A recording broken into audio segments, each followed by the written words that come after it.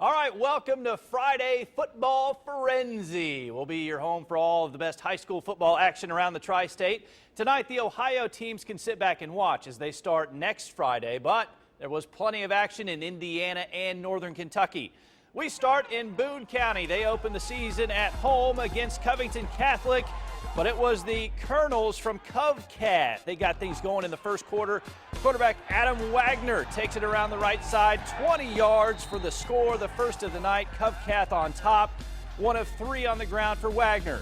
Defensively, the Colonels were all over Boone County. The Rebels just could not get any offense going. Plenty of Covcat, however.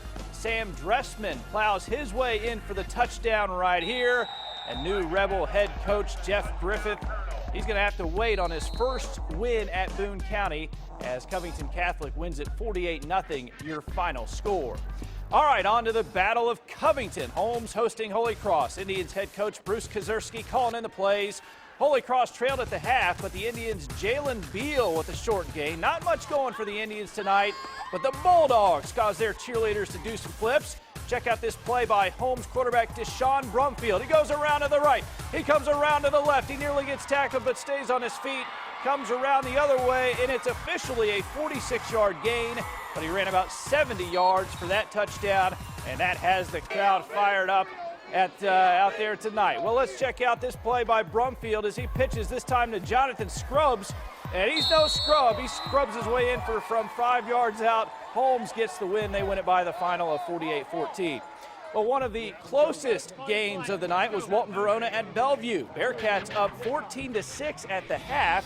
We pick things up in the second half. Bearcat senior Chris Lattimore busted through the middle, takes this one 67 yards to the house, and it is 21-6. WaltonVerona is up early in the third. This one would get much tighter, though. Bellevue on the comeback. They blocked a WaltonVerona punt. They got the ball at the 2. That's where Zach Poinsett punches it in for the Tigers. They trail now by just 8. Later in the fourth quarter, Walton with the ball deep in their own territory with just 3 minutes left in the game. Mason Compton fumbles it. Poinsett jumps on it for the touchdown. It's 21-20, Bellevue on top. And that is your final score. WaltonVerona, I should say, WaltonVerona wins a tight one by the final of 21-20. Well, more Northern Kentucky high school football in a MOBA, but now we head south to South Dearborn, where the Lawrenceburg Tigers open the season against the Knights. And they say out there, if you dream it, believe it, and you can achieve it. The Tigers went 11-2 last year en route to a sectional championship.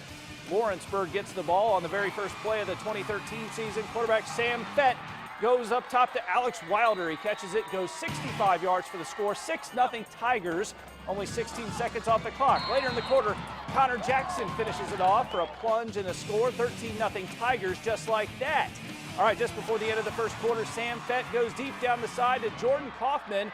He gets by his defender easily, finishes 60 yards later for the score. Lawrenceburg wins this one by the final of 61-7.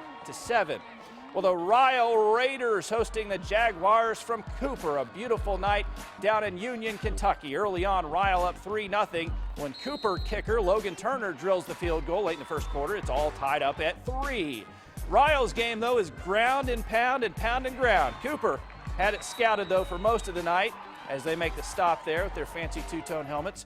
Third quarter now, though, it will be Will Ludwig with a quick pass to Aaron Morgan. He takes it 64 yards for the score. Cooper goes up 10-3, but in a big twist in this one, Ryle rallies, and they win by the final of 17-10. All right, Campbell County is opening its new stadium tonight against Newport, and they were pulling out all the stops here at Campbell. Newport's Tyree Bolden with a handoff. He picks up a nice gain before he's brought down along the sideline on that new turf. The Wildcats are driving when the Fighting Camels' Austin Myers lays the smackdown on David Lyman. The Camels' offense would also get things rolling as quarterback Avery Wood tosses it up to Alex Horde. He picks up a nice gain before Ryan Ochoa comes in for the big stick right there. The student section all geared up, a record crowd most likely out there. And for the answer to this trivia question for years to come, Brandon Morris gets the first score at the new stadium as Campbell County beats Newport by the final of 27-7.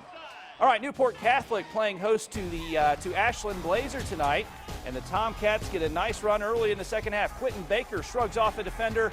He goes 46 yards for the touchdown, 23-19 to start the second half. But on the very next drive, the Thoroughbreds extend their lead. Calvin Moore powers through from 3 yards out, 30-19 Newport Catholic on top. Both teams will be running the ball with ease tonight, so no surprise when on the first possession in the fourth quarter, John Cadill breaks through 1 and 2 arm tackles.